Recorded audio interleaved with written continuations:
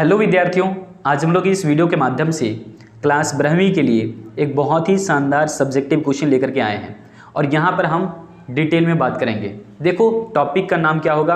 Classification of market.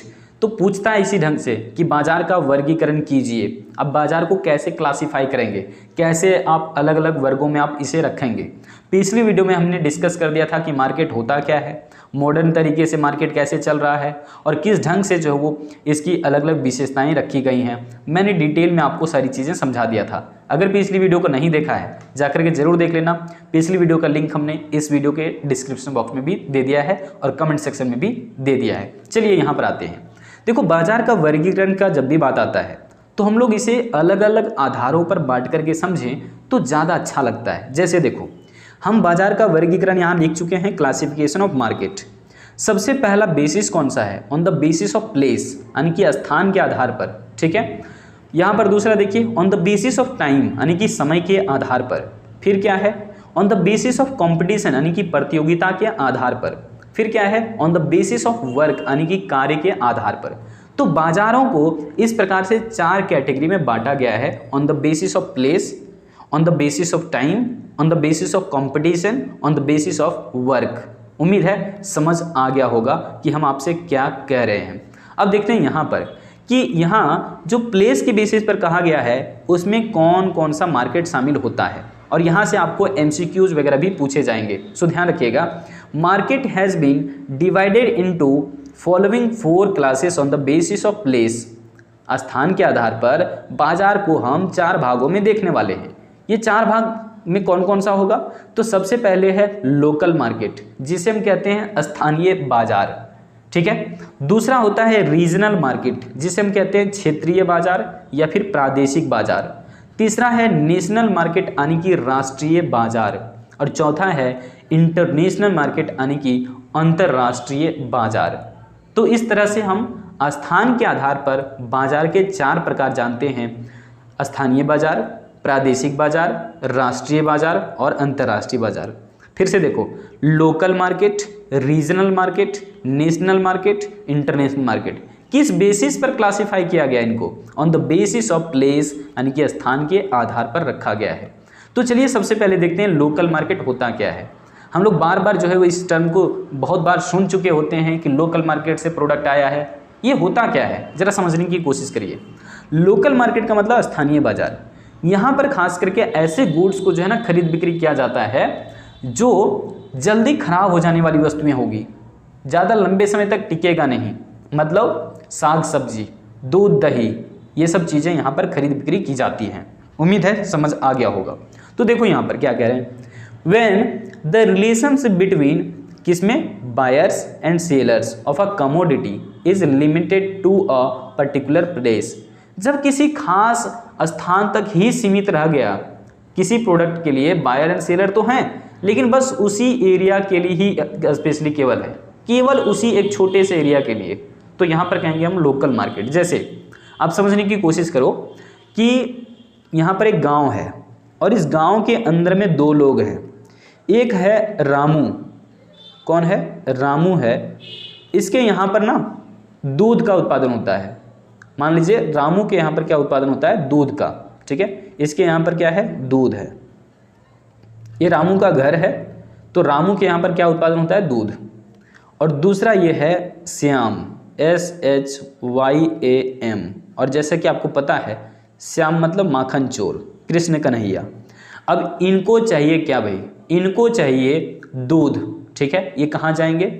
Ramu के पास। लेकिन दोनों एक ही गांव के हैं, दोनों एक ही गांव के हैं। रामू भी और श्याम भी दोनों एक ही गांव के हैं। गांव बना दिया मैंने। एक ही गांव के 2 व्यक्ति हैं, रामू और श्याम। रामू के यहाँ दूध का उत्पादन होता है, ठीक है, लेकिन श्याम को वो चीज़ें चाहिए, तो श्याम जाएगा, बस अपने ही गांव का आदमी है ना, उसके पास गया, बोलोगे रामू भाई मुझे थोड़ा सा दूध दे दो। रामू भी कहेगा तो पैसे लाए हो ना? बोल हाँ लाए हैं। ठीक है। कितने चाहिए? 2 लीटर। ठीक है। तो श्याम को मिल गया 2 लीटर दूध।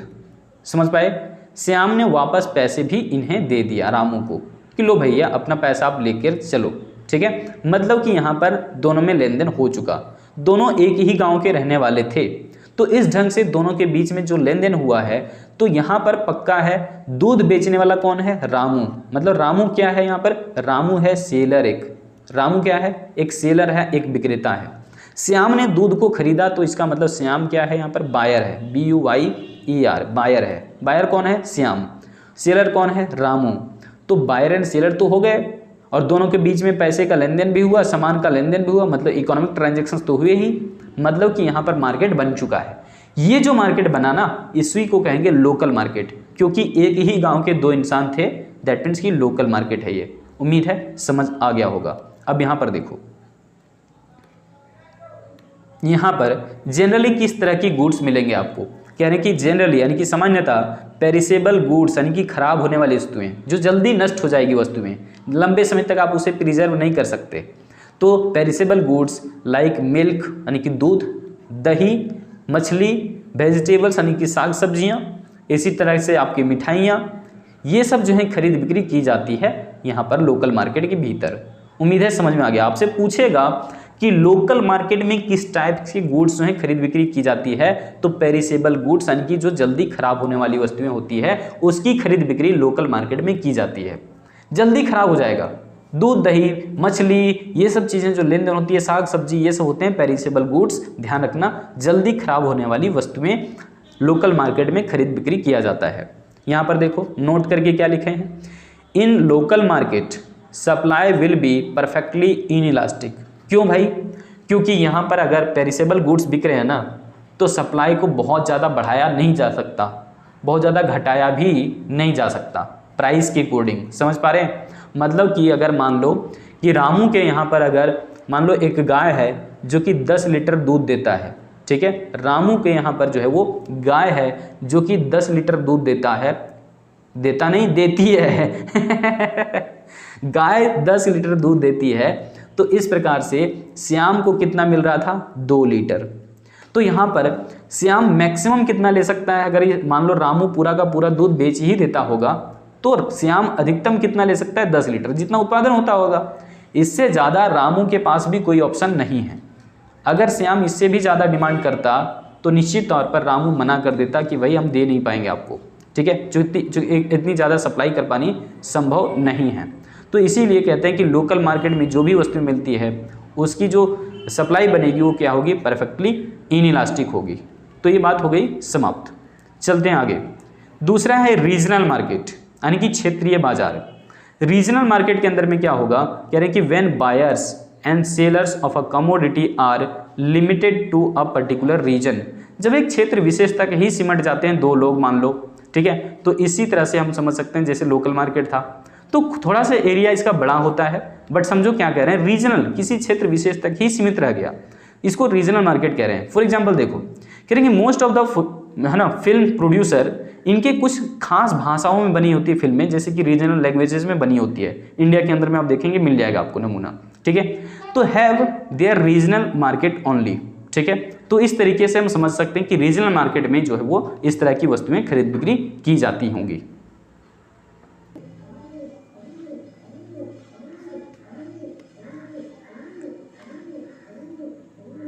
ठीक इसी तरीके से आप ये समझ सकते हैं कि जैसे कुछ विशेष क्षेत्रों में आपका क्या होता है, गन्ना यानी कि कतारी, और उसका लेन देन कुछ विशेष क्षेत्रों में ही होता है, तो यहाँ पर भी आप उसका एग्जाम्पल ले सकते हैं जो कि रीजनल मार्केट का ही होगा। इसी प्रकार से मड़ुए का जो बाजार होता है ना, मड़ुए का, गांव देहात के हम लोग हैं तो पता ही मड़ुआ क्या होता है, तो मड़ुए का भी जो ना बाजार क्या होता है, रीजनल मार्केट, क्योंकि किसी क्षेत्र विशेष में ही उस तरह के प्रोडक्ट होते हैं। तो यहाँ पर आप वैसा एग्जाम्पल ले लीजिए, ठीक है। इसके अलावा तीसरा क्या है, नेशनल मार्केट। नेशनल मार्केट का मतलब है राष्ट्रीय बाजार, मतलब कि एक देश के भीतर ही वो मार्केट बहुत अच्छा बना रहता है, दूसरे जगह पर उस वस्तु का बिक्री उतनी ज़्यादा नहीं होती। जैसे कि यहाँ पर समझिए, कह रहे हैं कि when buyers and sellers of a commodity are dispersed, यानी कि अस्पेयर्ड मतलब फैले होते हैं, over the whole of a country, यानी कि जब बायर एंड सेलर पूरे एक देश के अंदर में फैले रहते हैं तब हम इसे कहेंगे नेशनल मार्केट। क्लियर है। फॉर एग्जांपल जैसे मान करके चलिए कि गांधी टॉपी जो होता है, गांधी टॉपी, ये क्या होता है भाई, तो गांधी जी का टॉपी एक अपने देश के अंदर में ही फेमस है, तो यहाँ पर उसकी डिमांड, उनकी डिमांड क्या होगी, ज़्यादा होगी।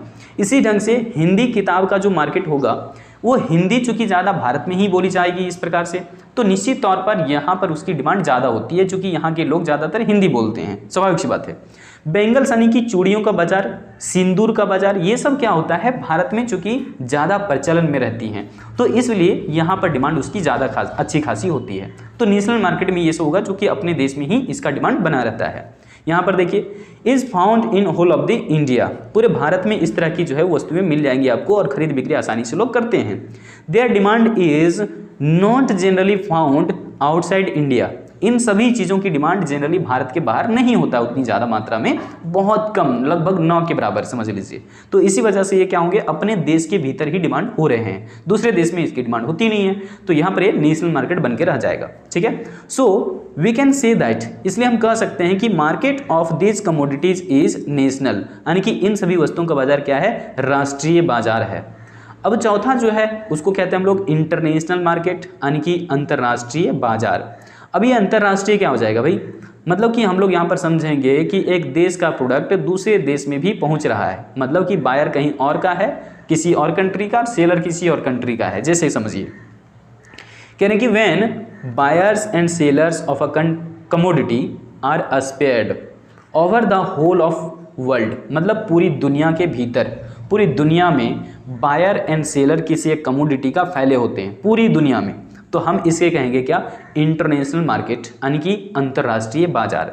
यहाँ पर देख लीजिए एग्जाम्पल के लिए कह रहे हैं कि purchase and sale of gold, सोना चांदी खरीद बिक्री अगर हो रहा है तो ये क्या होगा, इसके जो कस्टमर्स हैं ना, या फिर इनके जो बायर एंड सेलर हैं, ये पूरी दुनिया के अंदर में फैले रहते हैं, क्योंकि ये एक महंगी धातु है सबसे, है ना, और महंगी धातुओं का जो है कोई भी खरीद बिक्री करना चाहेगा, स्वाभाविक सी बात है ना। इसी प्रकार से वीट यानी कि गेहूं, गेहूं जो है ना हर देश की लगभग जो है खाद्यान्न प्रमुख फसलों में से शामिल होता है, तो यहाँ पर हम लोग कहते हैं वीट यानी कि गेहूं का जो डिमांड होगा पूरी दुनिया के अंदर में होता है। इसी प्रकार से जूट का, ठीक है, तो ये सब एग्जाम्पल आप दे दीजिए यहाँ पर इंटरनेशनल मार्केट के केस में। ये सब क्या होते हैं, takes at a international market या फिर इंटरनेशनल लेवल, इन सब चीज़ों की लेन देन कहाँ होती है, अंतर्राष्ट्रीय स्तर पर होती है, यहाँ पर कह सकते हैं इसको।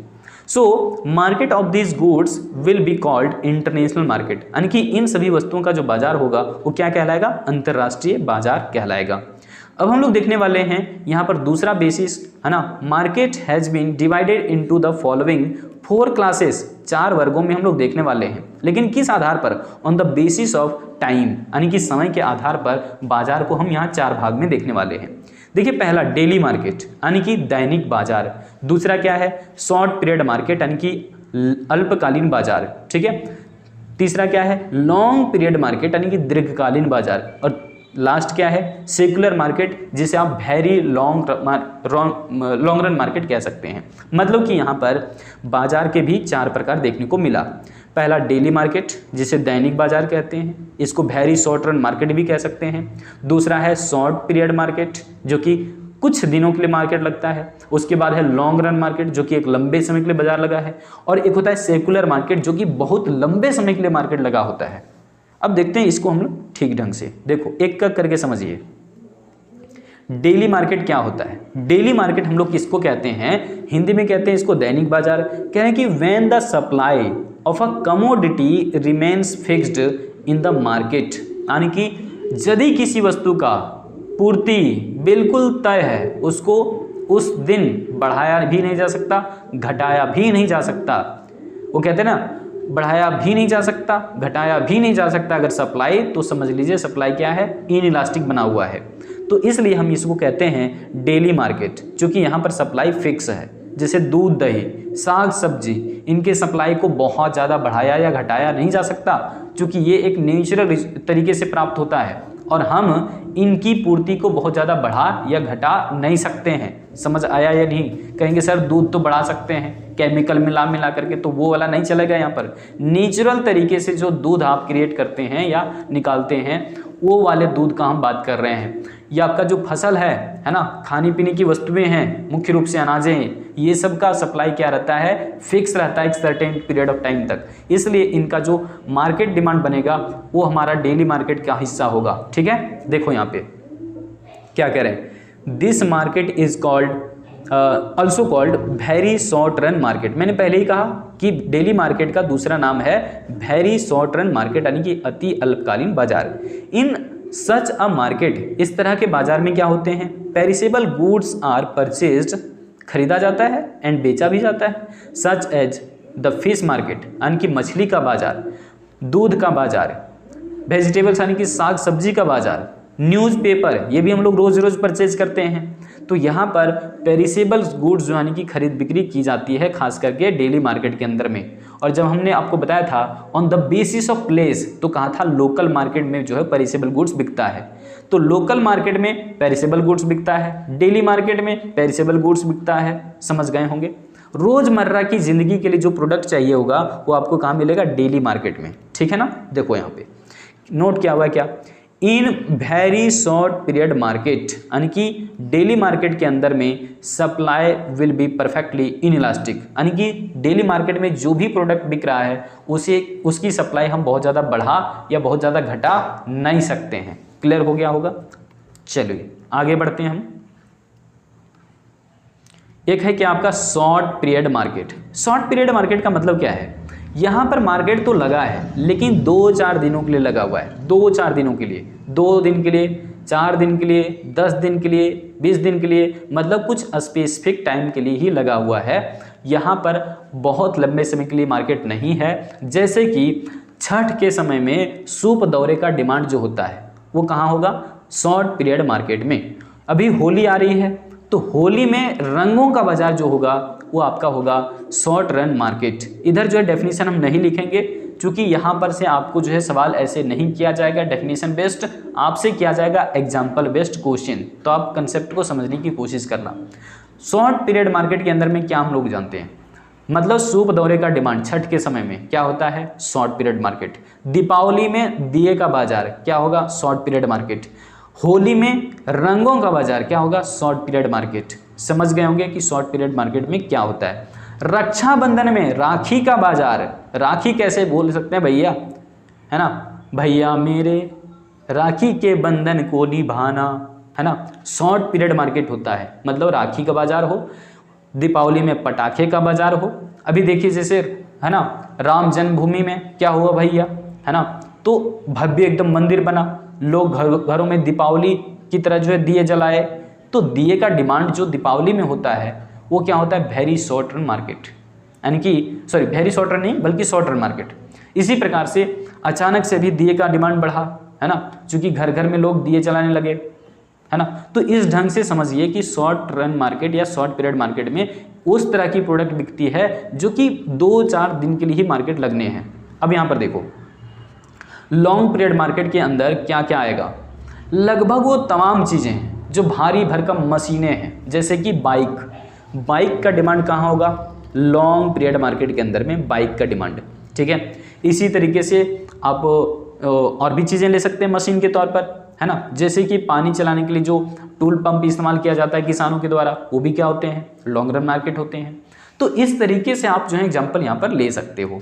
रेफ्रिजरेटर का डिमांड यानी कि फ्रिज कूलर का डिमांड, ये सब क्या होते हैं, तो ये होता है लॉन्ग पीरियड मार्केट। और इसमें देखना वारंटी लिखा रहता है 10 साल 5 साल, ऐसा कुछ ना कुछ वारंटी पीरियड मिलेगा, लंबे समय के लिए मिलता है, इसीलिए समझिए। चलो आगे जाते हैं। लास्ट है आपका सेकुलर मार्केट, और यहाँ से आपके क्वेश्चंस नहीं आएंगे, ठीक है। देखो सेकुलर मार्केट मतलब अति दीर्घकालीन बाजार, इसको समझ लीजिए केवल काफ़ी है।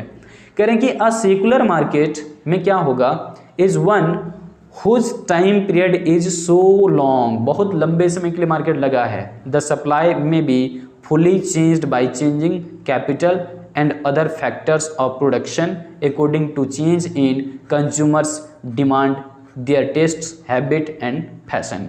मतलब कि यहाँ पर कंज्यूमर के डिमांड के अकॉर्डिंग जो है वो क्या हो सकती है, डिमांड के अकॉर्डिंग सप्लाई को घटाया बढ़ाया जा सकता है। मतलब कि सप्लाई में भी fully changed by changing capital को भी हम ज़्यादा लगा सकते हैं, कम लगा सकते हैं, जैसा रिक्वायरमेंट है वैसा हम बड़ा या छोटा कर सकते हैं। मतलब कि यहाँ पर है डिमांड के अकॉर्डिंग सप्लाई करने की पूरी वादा।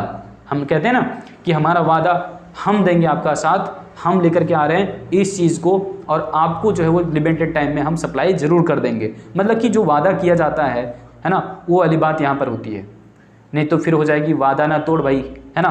तो समझ गए होंगे यहाँ पे कि सर्कुलर मार्केट का मतलब क्या है, जो लंबे समय के लिए मार्केट लगा हुआ है, जिसमें हम डिमांड के अकॉर्डिंग सप्लाई को चेंज कर सकते हैं। यहाँ पर देखिए कह रहे हैं कि नेक्स्ट क्या है, on the basis of competition. ये बहुत इंपॉर्टेंट है, भी